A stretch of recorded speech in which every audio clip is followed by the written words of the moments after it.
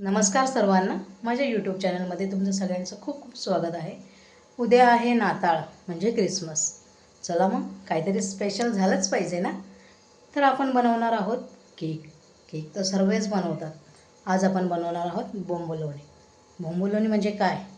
चला मग वेळ न दवडता रेसिपीला सुरुवात करू.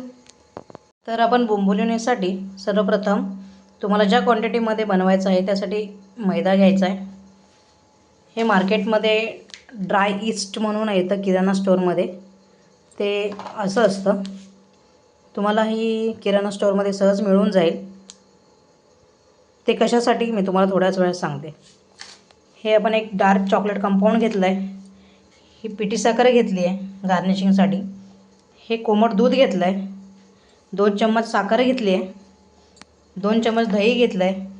आणि हे इसेन्स घेतलं आहे. माझ्याकडे बटरस्कॉचचं हे इसेन्स आहे. तुमच्याकडे जे अवेलेबल असेल ते तुम्ही घेऊ शकता. सुरुवात करूया. पहिला आपल्याला ड्राय ईस्ट ॲक्टिव्ह करायचं आहे पीठ मळण्यासाठी. या कोमट दुधात हे ड्राय ईस्ट 2 चम्मच घालायचं आहे. त्यासोबत साखर घालून मिक्स करून ते 15 मिनटं झाकून ठेवायचं आहे.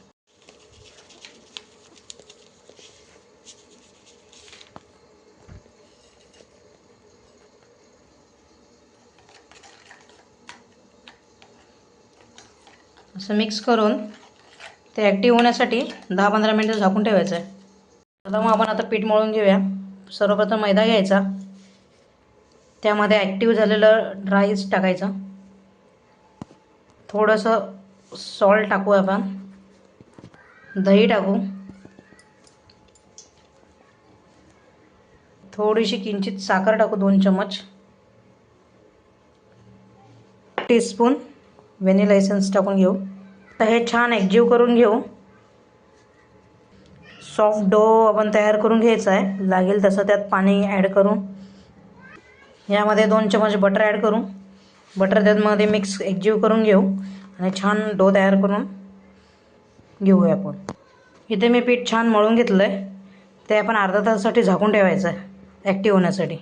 आपलं छानपैकी भिजलेलं आहे. ॲक्टिव्ह पण झालेलं आहे. बघू शकता तुम्ही सॉफ्ट. त्याचे आपण असे छोटे छोटे गोळे तयार करून घ्यायचे. तुम्हाला ज्या साईजने असं पण तयार करून ठेवायचे. मी सर्व तयार करते मग तुम्हाला भेटते. माझे इथे सर्व गोळे तयार झालेले आहेत. बघू शकता. यांना एकदा बनवून ठेवल्यानंतर जागा हलवायची नाही, कारण की यामध्ये जी एअर पकडलेली असते ती जाते व फ्राय करताना ती नीट होत नाहीत. त्यामुळे तुम्ही जर बटर पेपर असेल तर ते छोट्या साईजमध्ये कट करून तुम्ही प्रत्येकी एक एक ठेवून सेट करू शकता.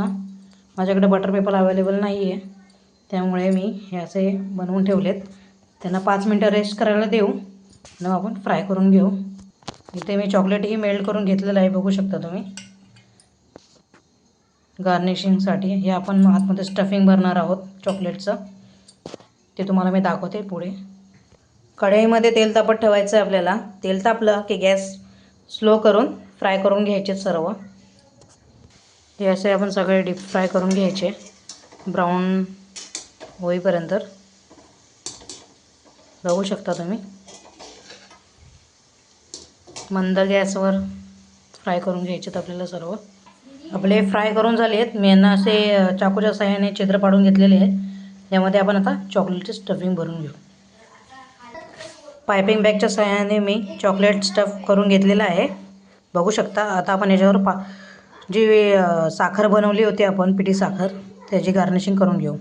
ही आपण पिठी साखर घेतली होती ती आपण गार्निशिंग करून घेऊ. बघू शकता तुम्ही.